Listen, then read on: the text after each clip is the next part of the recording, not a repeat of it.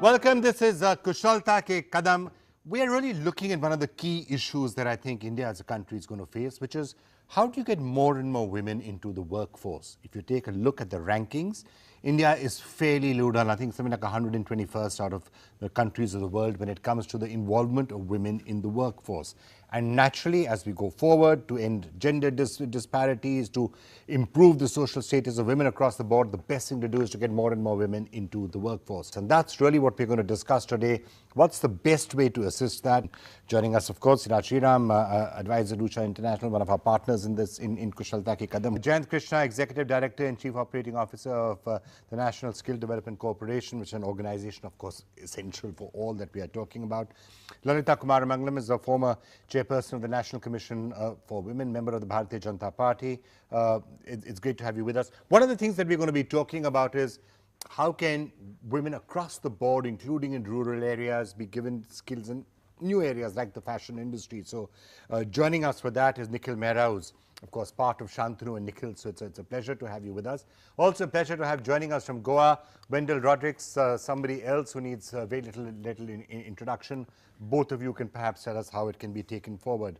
Dr. Ranjana Kumari is the director at the Center for Social Research, who's been working on women empowerment for more years than I care to count and has been really leading the thrust. So is this a crucial way of doing this? So it's great to have you with us.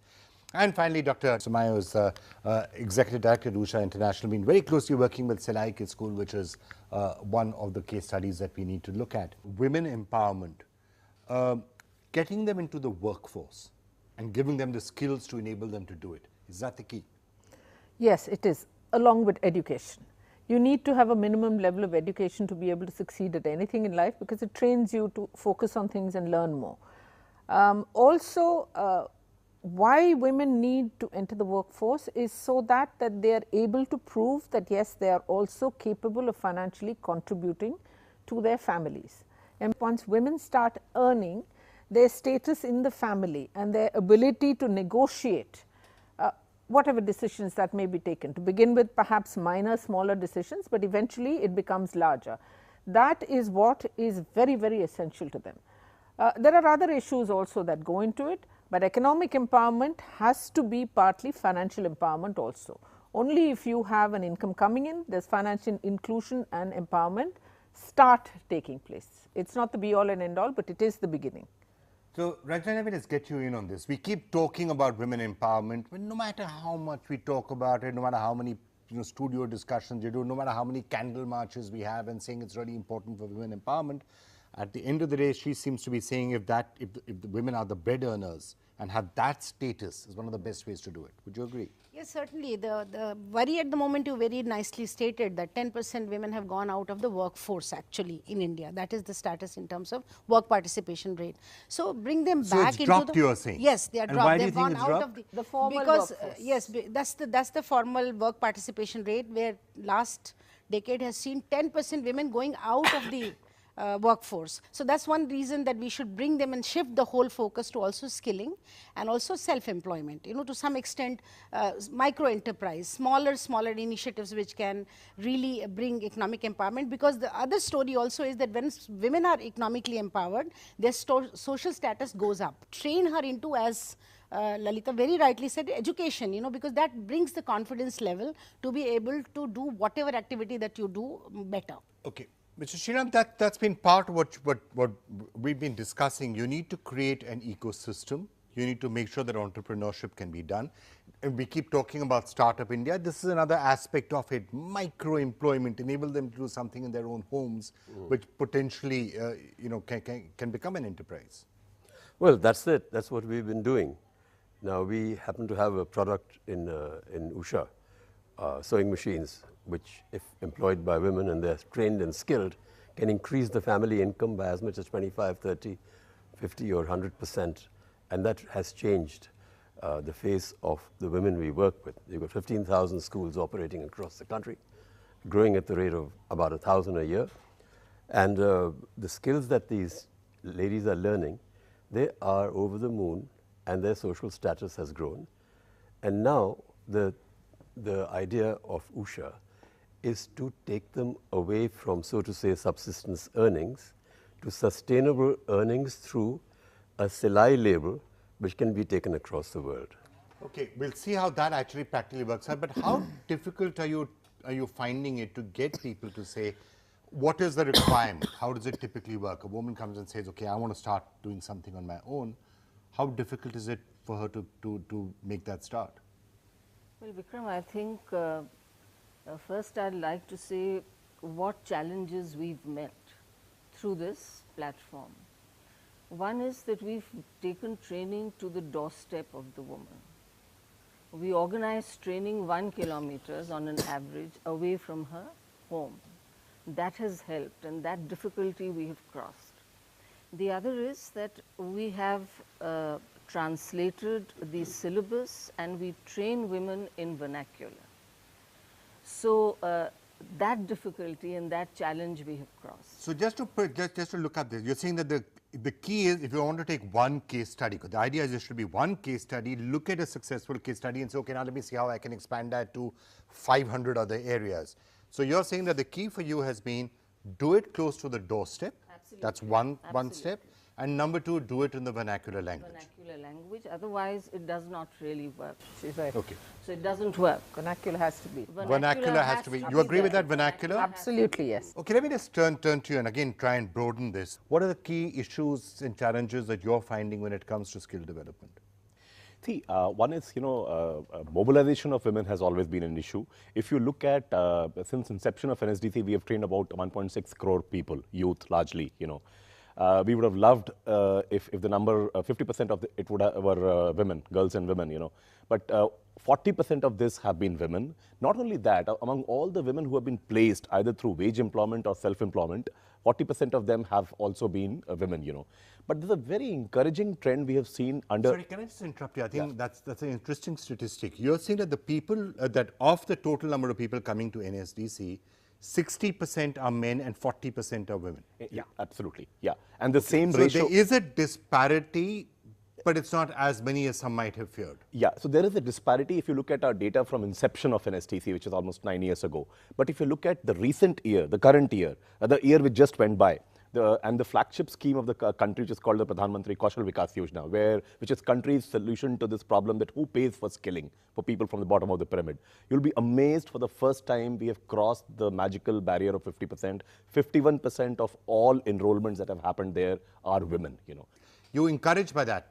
Even the earlier number, 40% were women, and now if 50% of the people who are coming to say enroll us in skills, if they are women, then that's a good sign. Yeah, it is. It's an extremely good sign because women have traditionally been the most backward classes in this India, regardless of everything, whether it's caste, creed, whatever you want to say.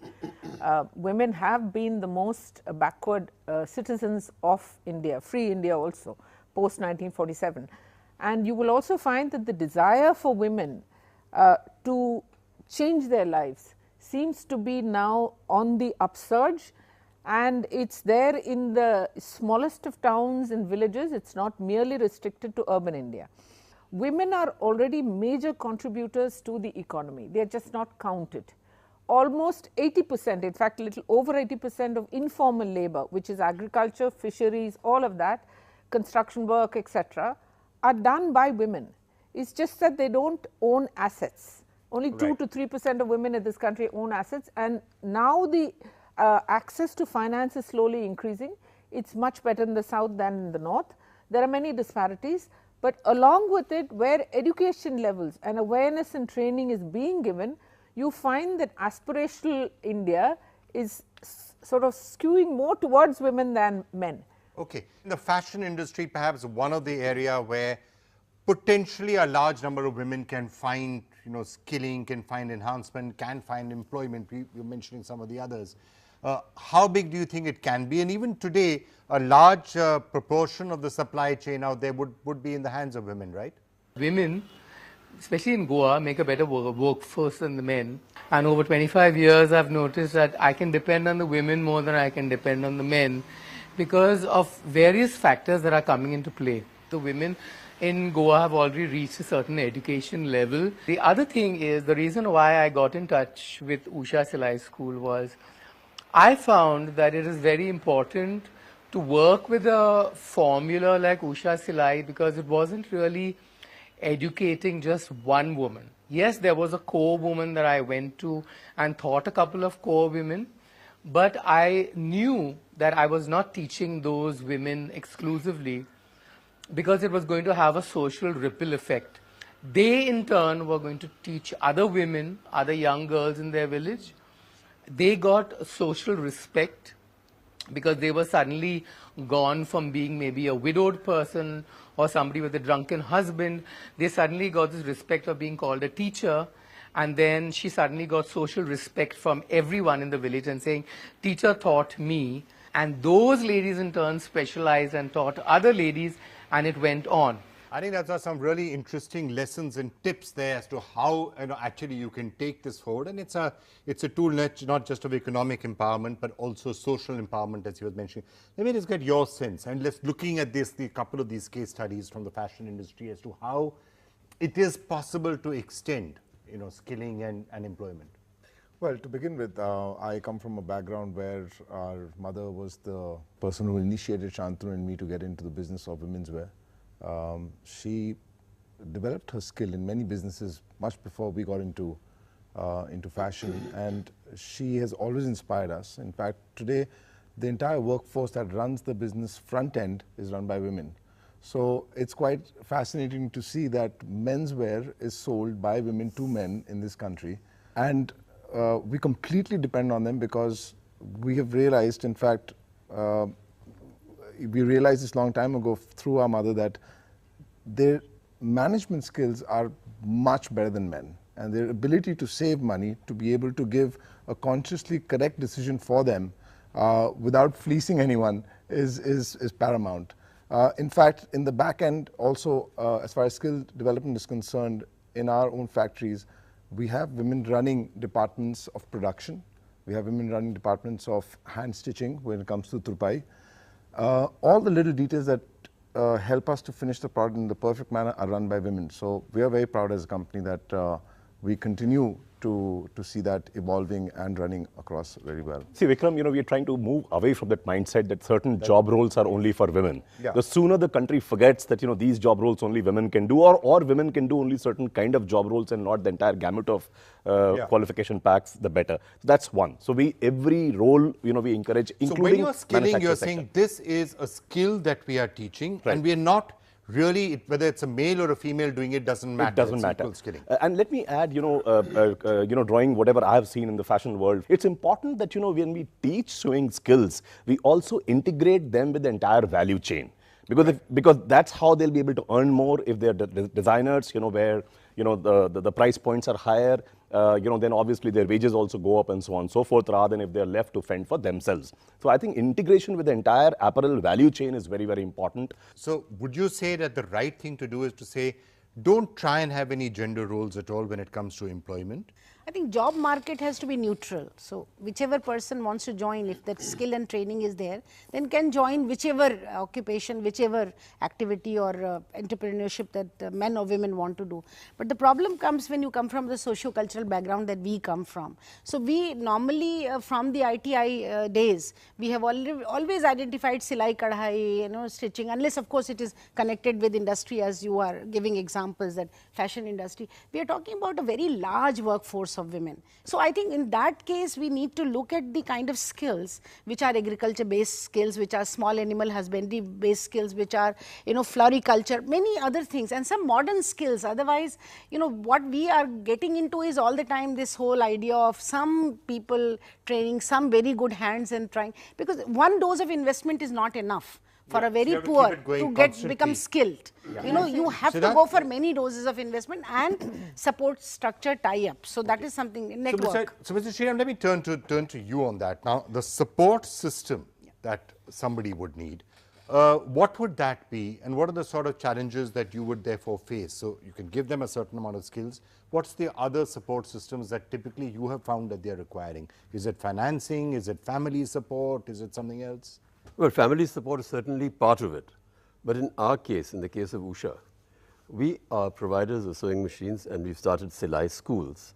And now to take it to the next level of the Silai fashion label, we need the integration of so many other disciplines, design, cutting, pasting, all that kind of thing, and in the market.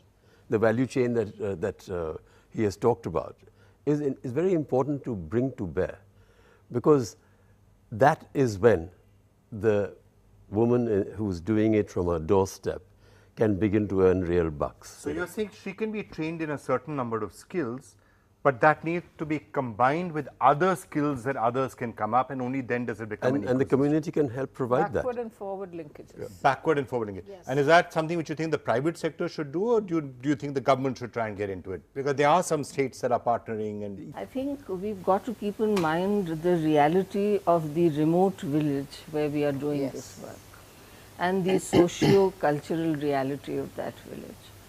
I think one point is that sewing and stitching is aspirational as far as the woman from that village is concerned. I'm not saying that don't give her inputs on other skills. Why is it aspirational? A, the identification, the opportunity to creatively express herself through the skill is there.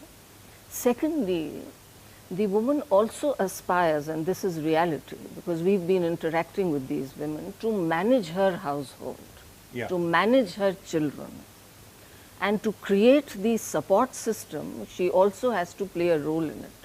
Without the support system, it is very difficult for a woman from that kind of remote village to become skilled. okay, so family support is one of the key. Is critical. Family support is critical, and Vikram, I will say that the village community support, Yes.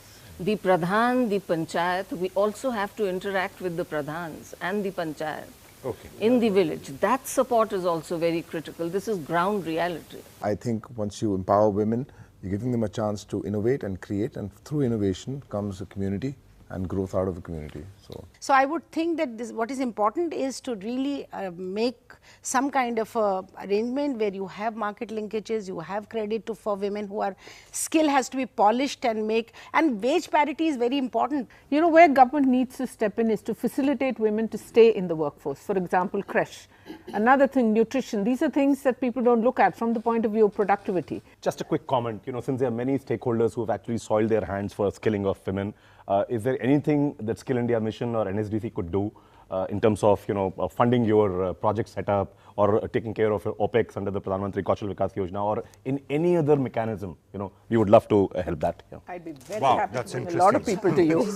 That's a Thank good you. thing. Anything else you think the government can do? Just last quick word. Usha's had interactions with the NSDC, and I think there needs to be a far more degree of connection with corporates to take it forward, because they're enablers. The government is a facilitator, corporates are enablers, and individuals are doers. Ideally, this is a sort of a thing which we need a broader partnership for across the board, because the more this is spread out, the better it is. Your suggestions, your ideas would also be welcome, because with this we are coming to the end of another season of the NDTV Usha Kushalta Ke Kadam campaign. Send us what you think can possibly be done in the next season as well, to try and make sure that the appropriate levels of skilling do get there.